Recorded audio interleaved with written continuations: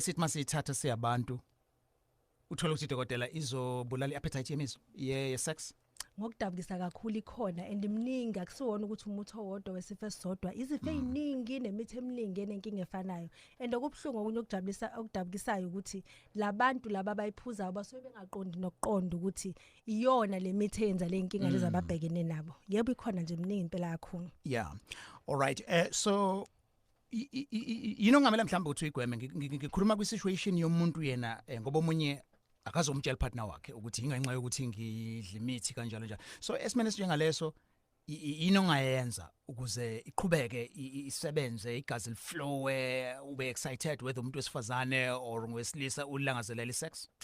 Imithi ihlukane ngendlela ezimbili lena abantu abangayisebenzisa khona le mithi ezothi umuntu mayisebenzisa elimaza kakhulu yenza ukuthi umuntu wesilisa kakhulu ugcine ukuthi ingasakwazi ngisho nokuvuka ilona ipipi lingasakwazi ngisho nokuvuka ngokufana leyo mithi ke mawubudla nayo mithi usenkingeni ngoba ngisho ngalilangazelela ngisho ngenzani ngeke uzukwazi ukuvuka ngekwazi ukungena kuleyo nkonzo mase kuthi ke mawunale nkinga enjalo udinga umtholampilo ulungise leyo nkinga ngoba yikho into ongayenza kodwa khona lokho le mithi lene kwenza ukuthi ungabi ungashisi ungabe umuntu ohalela ucansi ngelona mawubhekena naleso simo ke siyazi ukuthi zikhona indlela ukuthi umuntu mayiba aggressive ngendlela akusejusa ngayo lokho ngakusiza ukuthi ugcine ulangazelele ucansini. Okay enzo kungaphezulu kujwayelekile aggressive.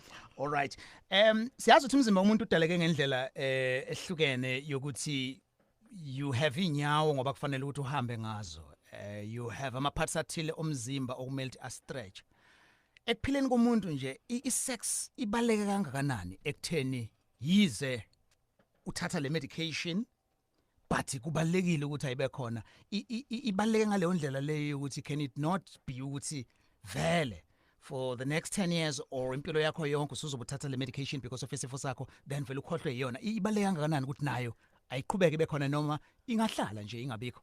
Bakhona bakwazi ukuyibeka eceleni behlala ingabe khona kodwa nalokho sikushilo ukuthi bakhona benza kanjalo siyazi ukuthi sex iphathi into ejabulisayo siyazi le ndaba ukuthi ohlele kubona uantothile kuthi hey lona sexually frustrated omhlala ehlinile nje nanani kodwa umuntu ongenayo enkonzweni yasekamereni owenza sex unuba nenjabulo nje yenza ukuthi ubebingelelana ekseni ukuze umuntu mayengene eoffice kuthi hey boss namhlanje kuyihambele kahle ngoba uyahleka hleka i-create leyo njabulo and siyazi ukuthi ukujabula kubaleke kakhulu ekuvikeleni izifo eziningi akusiyona nje into yesimo samanje into ekuvikela ekuthona ungayithola izifo eziningi.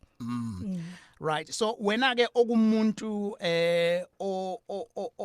onesifo esimenza ukuthi umdavazo ungenzeki inongayenza just ukumlekelela ekutheni uhambisane naye ngoba kukabili kuphathi ukuthi ngenxa yokuthi kuleso simo then omunye umuntu angathi kushuthi ngizothola ke elsewhere so to keep the spark siqhubekile.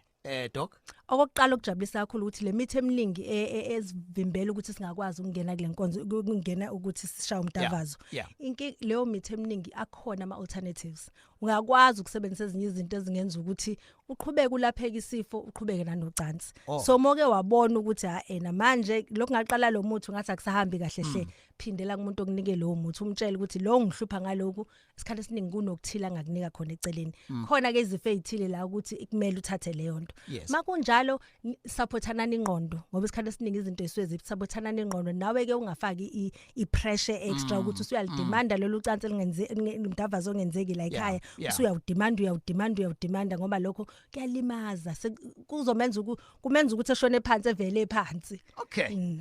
Conversation yethu namhlanje asivamile ukukhuluma ngayo. Kwenzekani when uthola partner wakho uthatha medication manje eyenza ukuthi suppress some feelings okulangazelela umdavazo kumbe ukuleso simo you've not disclosed it to partner wakho ukuthi no